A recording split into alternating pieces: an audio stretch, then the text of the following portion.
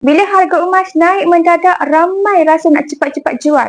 Tapi, jangan buat keputusan terburu-buru. Kepada tuan-puan yang dah tonton video saya sekarang, wajib tengok video ini sampai habis dan save video ini untuk rujukan yang akan datang. Berita baik untuk penyimpan emas, harga emas tengah naik mendadak. Tapi, sesuai ke kita jual emas sekarang? Ramai yang mula berkira-kira nak lepaskan emas bila harga emas naik. Tapi sebelum membuat keputusan, pastikan anda berada dalam 3 keadaan terbaik untuk jual emas. Yang pertama, anda dah capai matlamat simpanan seperti kahwin, tunaikan haji ataupun umrah.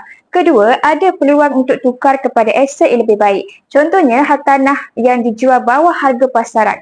Ketiga, bila dana kesemasan dah habis dijual dan anda perlukan tunai segera, kalau salah satu keadaan ini berlaku, Public Gold sedia beli balik semua jenis emas dengan harga tertinggi pasaran.